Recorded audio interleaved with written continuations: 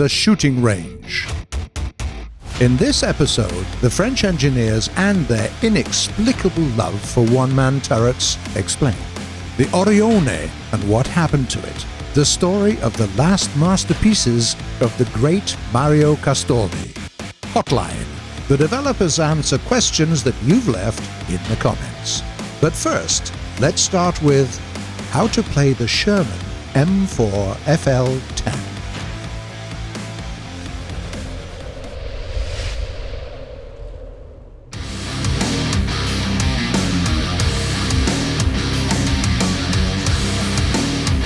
So here's a hybrid of two tank industries, a machine that is part American and part French, and is based on the M4 Sherman A1.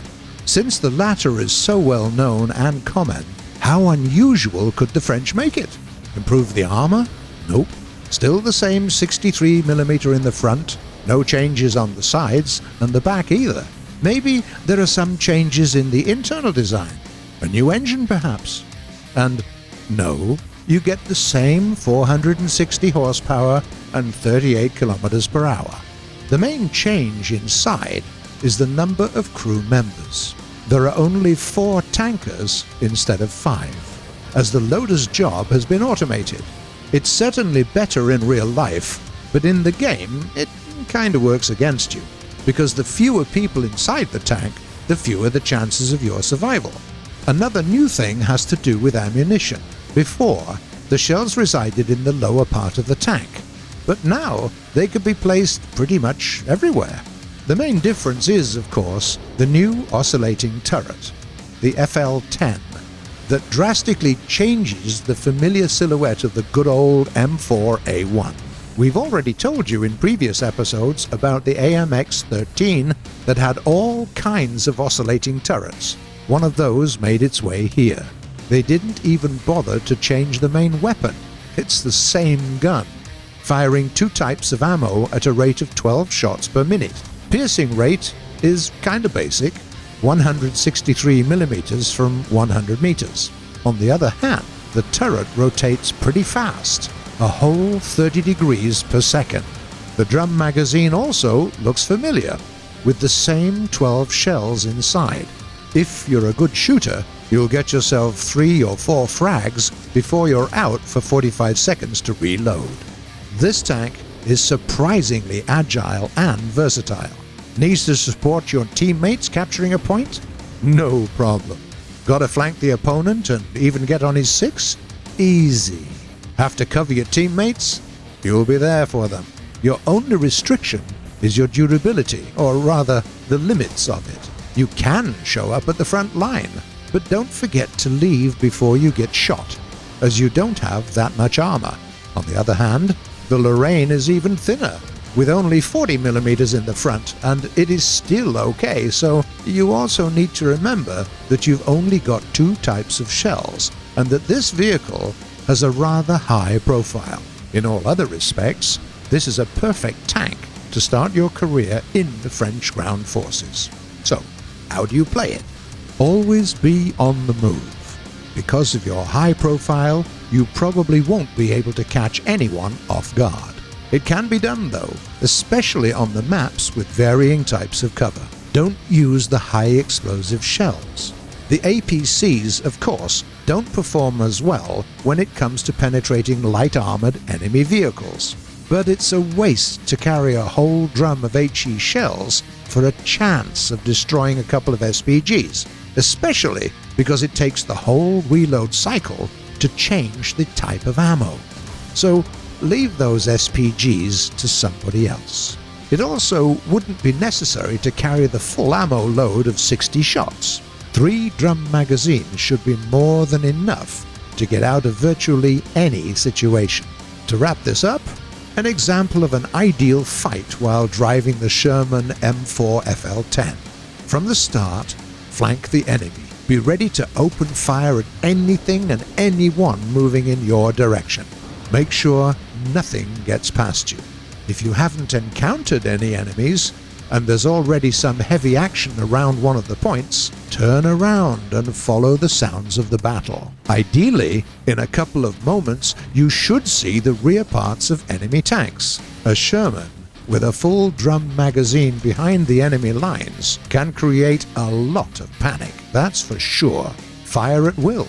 Don't forget to change your position. From this moment, your score depends on your own performance. And now, let's talk some more on the subject of the French tank turrets, specifically on the unusual attraction of the French to those turrets where a commander was alone.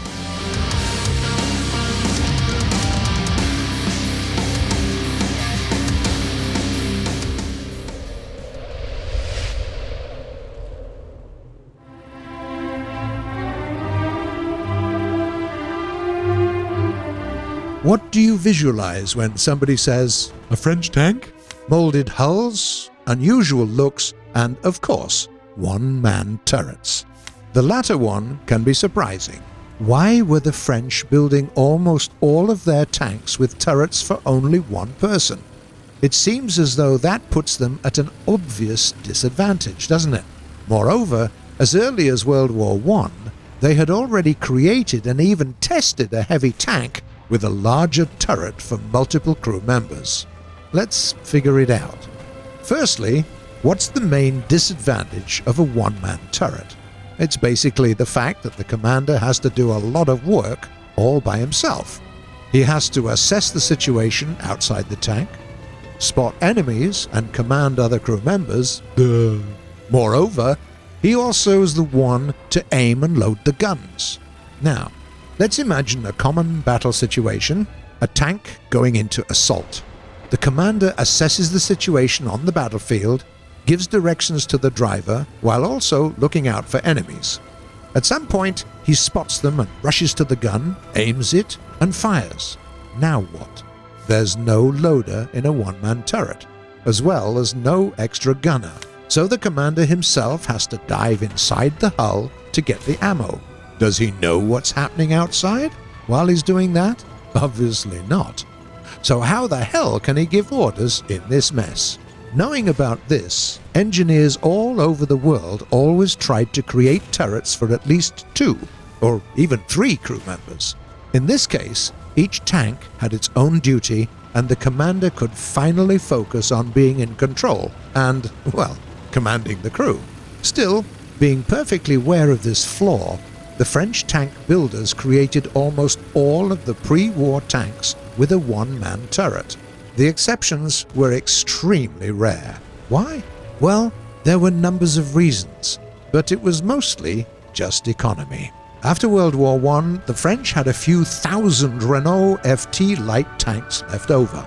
Remelting them would kill the French economy that was already devastated after the war. So, they decided to upgrade the old FTs to make them last longer.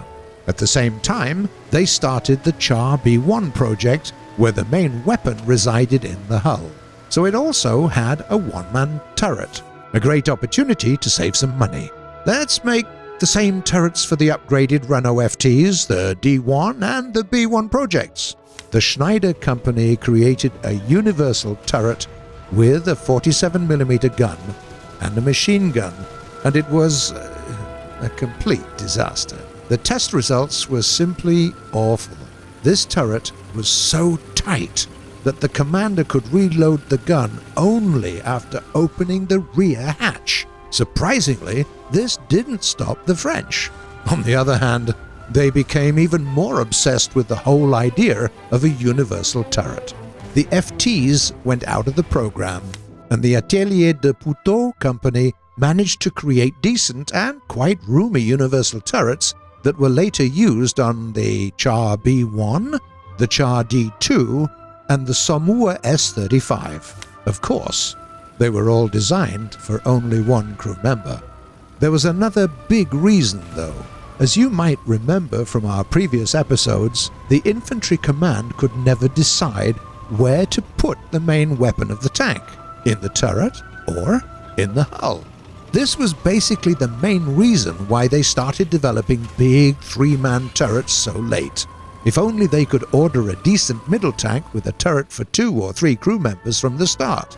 It would be unified later, and all the French tanks would receive normal turrets. How great would that be?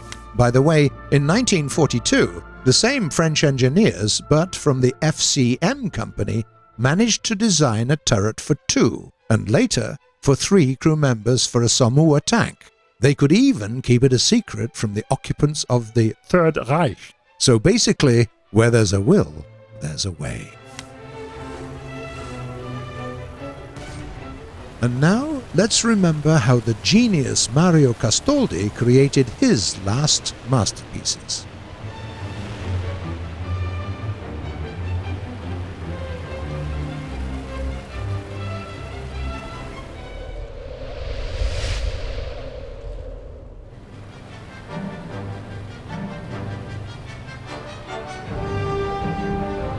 This was an unprecedented case in the history of aviation. Usually, when a plane enters service, its creators tell all the good stuff about it, show every possible trick it can do, and the military look for any possible flaws, and create an order for corrections and recalculations right on the spot. But in the case of the Machi C-205 Veltro, it all went sideways.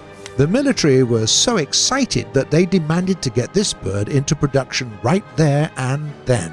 But the designer, the great Mario Castoldi, was furiously arguing with them, using all the expressions he could, that the fighter was actually bad, that he could create a better one with his eyes closed. Sure, Italy finally got a hold of the brand new German engines, the Daimler-Benz 605. But while the Fiat and the Reggiani companies created their planes around this engine from scratch, Castoldi was ordered to install it on his MC-202 bis, a modification of the famous Folgore.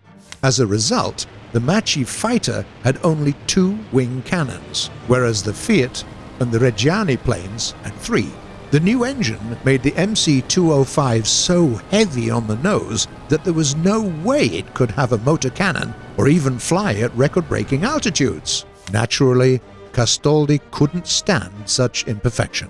When he finally got permission to create a new fighter, specifically for the DB605 engine, the old maestro went wild. To compensate for the increased engine mass, he elongated and recalculated the fuselage and introduced a new type of wing that had a bigger span and area. This way, he balanced the new mass and lower maneuverability. After thorough aerodynamic calculations, he presented the new MC-205N, where the N stood for Normale. Though in service it received another nickname, the Orione. Despite the new geometry, it was technologically very close to the Folgore and the Veltro, which was great because the modification almost didn't affect the production speed. But it was too late to think of any production. In late 1942, the American bombers were already above Italy, destroying factories and all other infrastructure. A half-murdered aviation industry could only assemble 2 pre-production prototypes. The MC-205N-1 had a motor cannon and 4 synchronized Breda Safat machine guns, and the MC-205N-2 had 3 cannons and 2 synchronized machine guns. Both of them went into battle right from the airfield of the experimental center in Guidonia and vanished in the chaos of the falling Mussolini regime. The Orione never went into production, but it wasn't the end. Mario Castoldi wouldn't be himself if his planes wouldn't be created with a huge potential for upgrade. The very first Orione test flights made him think that a simple geometry change would be just a half measure. The Folgore design had to go. Castoldi quickly reworked the schematics and created the MC-206 project. On the outside, the same second version of the Orione, completely the same, but almost 200 kilograms lighter thanks to a new wing technology.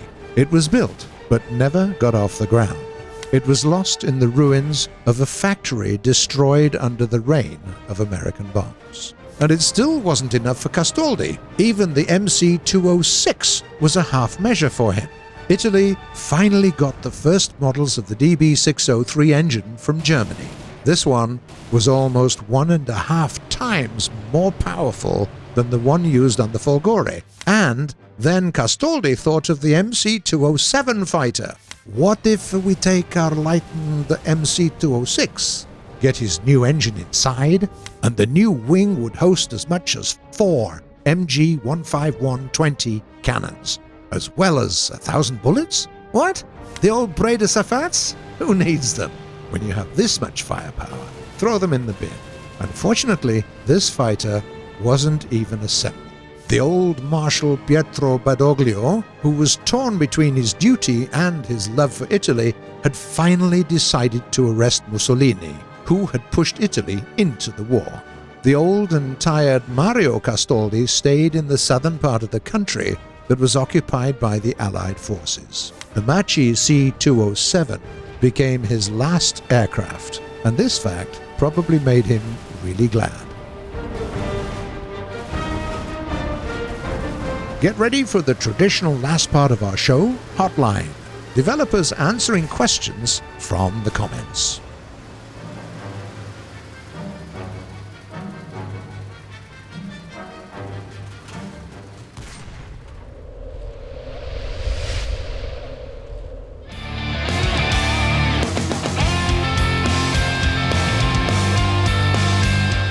The first question comes from Andrea Fire 27. When do you bring out the Italian tanks? W. L'Italia.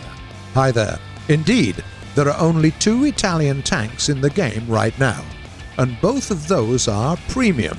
A lot of players ask, why is that? Because we've introduced the Italian planes earlier than the French ones, but when it came to ground forces, the French got ahead. The thing is, we need a lot of time to gather the technical data and other documents on the models we want to add in the game. Each country and each type of tech is unique in that way. Some papers can be found very easily, but in other cases the search might take quite a while. That's exactly what happened with the Italian tanks. We're still gathering information on those, but the good news is that we've already got what we need for some of the models. Those are already in development and will be released this year. Another popular question was sent by David Fadei Oten. Hey Gaijin, do you know when the ships will be available for everyone to play? Hi. The truth is, we found out that it's difficult as hell to create an interesting naval battles mode, considering that we've always wanted to have mixed battles with ships and aircraft at the same time. The usual decision in other naval simulations is to speed up the gameplay on the ships, like 5 times. But try boosting your plane at least 2 times, and you lose control of it immediately. So we do a lot of experiments to make sure that we don't break the game.